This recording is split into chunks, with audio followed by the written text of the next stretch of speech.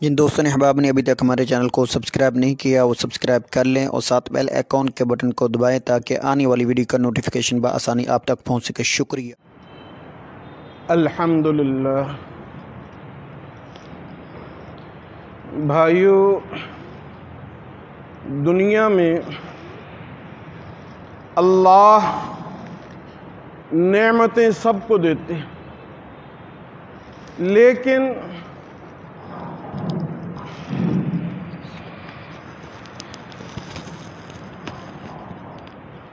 نعمت کی قدر کرنے والوں کو اللہ بار بار دیتے ہیں۔ فرمایا کہ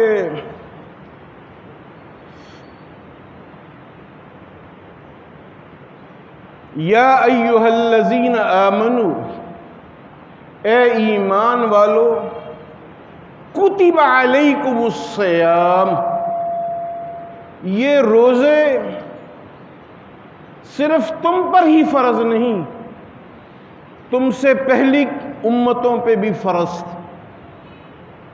روزوں کا مقصد یہ ہے لعلکم تتقون، آپ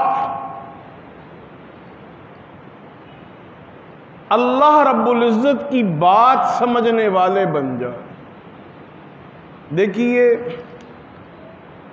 طوطے کی بات دوسرا طوطا سمجھتا، مینا کی بات دوسری مینا سمجھتی۔ اسی طرح پنجابی میں کہتے ہیں گونگے دی رمضاں گونگے دی ماں سمجھ دی۔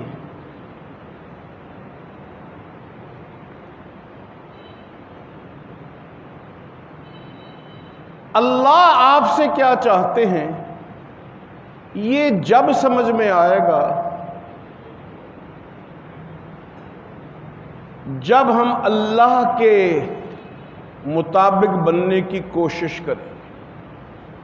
یہ لعلکم تتقون کا مطلب یہ ہے کہ ہم ایسے بننے کی کوشش کریں کہ اللہ پاک کو پسند آ جائے۔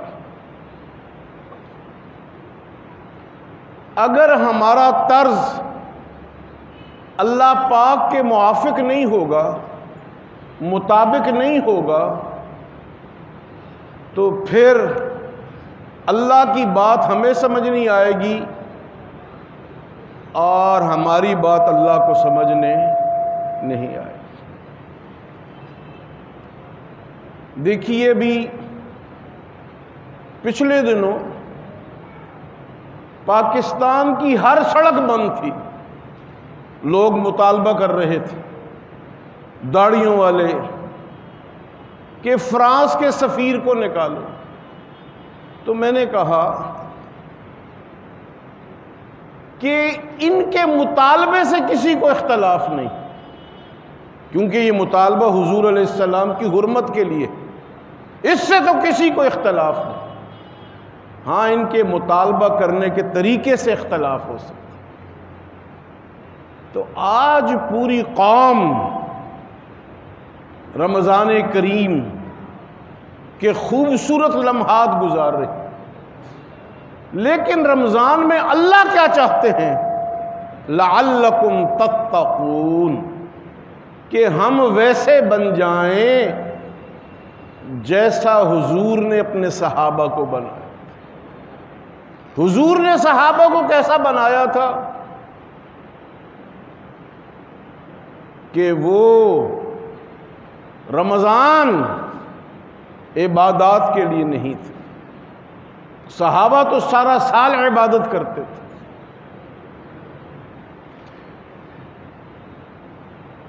حدیث میں آتا ہے کہ یہ رمضان جو ہے شہر مواسات ہے، آپس میں میل جول کا مہینہ ہے۔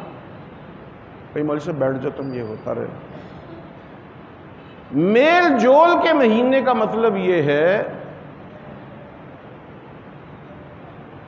کہ جس کے گھر میں روزی نہیں اس کے گھر میں روزی پہنچاؤ۔ اگر آپ تہجد پڑھ رہے ہیں اور آپ کا ہمسایہ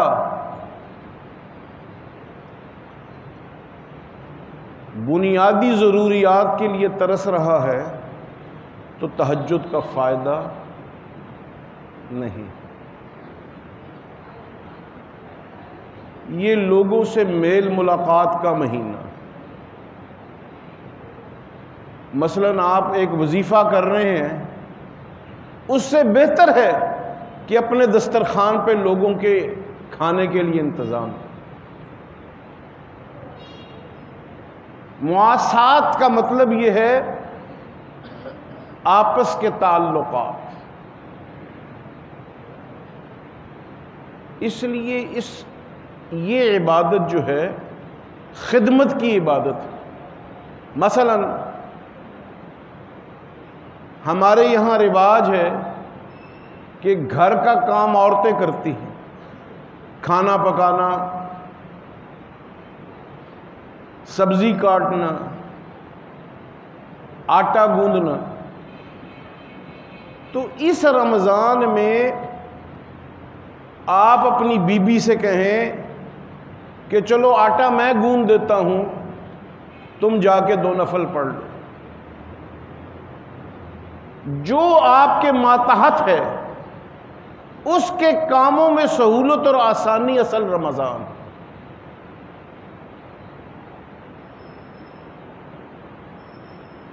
آپ کا ملازم ہے، اس نے غلطی کی، آپ اللہ کی رضا کے لیے معاف کر دیں۔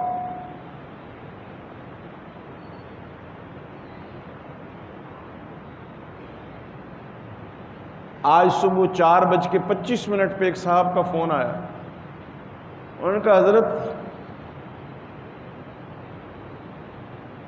وہ غلطی ہو گئی۔ میں نے کہا کیا ہوا؟ کہنے لگا کہ الارم لگایا تھا 3:45 کا، تو میں بھی سوتا رہا، بیوی بھی سوتی رہی، بیٹیاں بھی سوتی رہیں، ہم نے کسی نے روزہ نہیں رکھا۔ تو میں نے اٹھ کے اپنی بیوی کو 2 تھپڑ لگا دی کہ کمبخت تو نے جگایا کیوں نہیں۔ میں نے کہا سب سے پہلے آپ اس سے معافی مانگیں، اس لیے کہ اگر قصور آپ کا ہے تو اس کا بھی ہے، لیکن جب دونوں ہی ایک جیسے ہو گئے تو پھر آپ کو ہاتھ اٹھانے کا کیا حق؟ تو میرے محترم دوستو، یہ مہینہ اپنے نفس کو سنبھالنے کا مہینہ۔ اگر آپ نے اپنے نفس کو نہ سنبھالا تو آپ نے کچھ بھی نہ کیا۔ نبی کریم صلی اللہ علیہ وآلہ وبارک وسلم اس ماہ مبارکہ میں سب سے زیادہ لوگوں کو روزہ کھلوانے کی تعلیم فرماتے۔ چنانچہ آج 1442 بلکہ 1443 سال ہو گئے نبی علیہ السلام کو ہم سے جدا ہوئے، 1443 سال۔ حضور کے مدینے میں آج بھی لوگ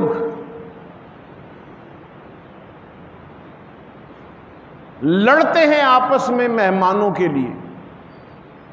وہ اس کا بازو پکڑے گا کہ آپ میرے دسترخوان پہ آئیں، آپ میرے دسترخوان پہ آئیں۔ یہاں لاہور میں ایک بہت بڑا بینک ہے، فیصل بینک، یہ اصل میں ایک سعودی کا ہے۔ تو اس فیصل صاحب کو میں نے دیکھا کہ اپنے بیٹوں، پوتوں، نواسوں سمیت سب کروڑ پتی، ارب پتی، امریکہ اور برطانیہ کی یونیورسٹی میں پڑھنے والے، وہ ایک ایک آدمی سے منت اور ترلا کر رہے ہیں آپ ہمارے دسترخوان پہ آئیں۔ تو میں نے اس کے چھوٹے سے پوتے سے پوچھا کہ اس سے کیا ہوگا؟ اس نے کہا میرے جد میرے دادا کو اللہ برکت دیں گے۔ میں نے کہا برکت کیا ہوتی ہے؟ کہنے لگا کہ وہ تھوڑا وقت کام کرے گا، اللہ اس کو زیادہ پیسے دے گا۔ تو آج بھی نبی کریم علیہ السلام کے مدینے میں برکت لوگ ڈھونڈتے ہیں لوگوں کو مہمان بنا کر۔ وقت میرا ختم ہو گیا۔ لب لباب اور ماحصل یہ ہے کہ رمضان عبادت کا مہینہ نہیں، رمضان اپنے احتساب کا نام ہے اور رمضان لوگوں کو کھلانے کا نام ہے۔ حضور علیہ السلام کے نزدیک دو رمضان الگ الگ ہیں، رات کا رمضان اور دن کا رمضان۔ مثلا ایک آدمی کو شوگر ہے، بلڈ پریشر ہے، ڈاکٹروں نے کہا کہ وہ روزہ نہیں رکھ سکتا، کوئی بات نہیں، اس کا رمضان رات کو شروع ہوگا، وہ نوافل کو زیادہ کرے، تلاوت کو زیادہ کرے، جس چیز سے اس کا مرض نہیں بڑھتا وہ تو کر سکتا۔ نبی علیہ السلام نے فرمایا من قام رمضانا ایمانا و احتسابا فقد غفر له ما قدم من ذنبه،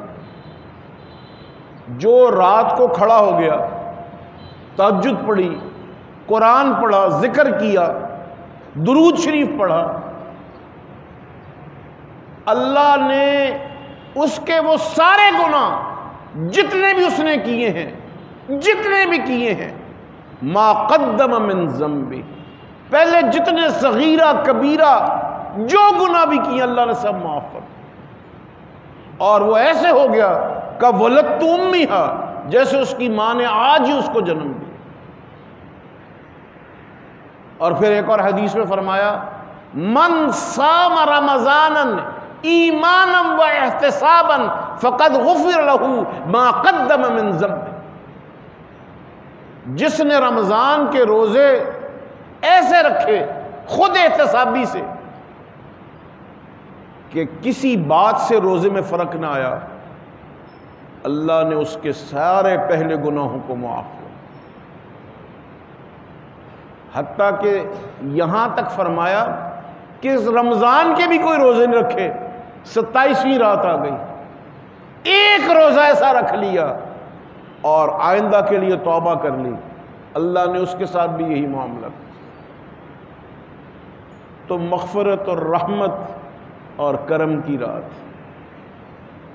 اس کو اپنا لیجئے، بس ہم کامیاب ہو جائیں۔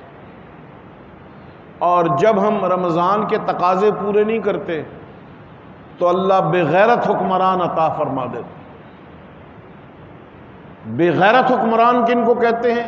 جو آپ کا سکون چھین لیتے، جو آپ سے چین چھین لیتے۔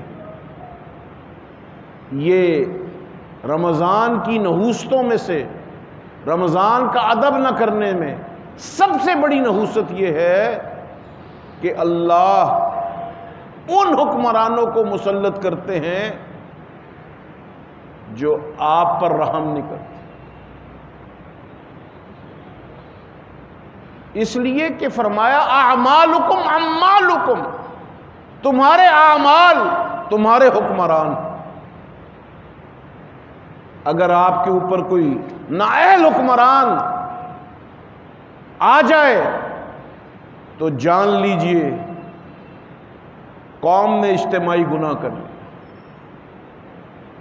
اور اگر ظالم حکمران من لا یرحمنا، جو آپ پہ رحم نہ کرے، وہ چلا جائے تو آپ سمجھ لیجئے کہ آپ نے جو رمضان میں اللہ سے مانگا ہے، اللہ نے ظالم حکمران سے نجات دے دی۔ صاحبو، راتوں کو اٹھیں، لوگوں سے بھلا کریں اور لوگوں کے دکھ درد بانٹیں۔ عید انہی کی ہے جن کا رمضان ہے، اور رمضان ان کا ہے جن کو خدا کا خوف ہے۔ اللہ مجھے اور آپ کو خوف خدا کی دولت سے مالا مال فرمائے۔ وآخر دعوانا۔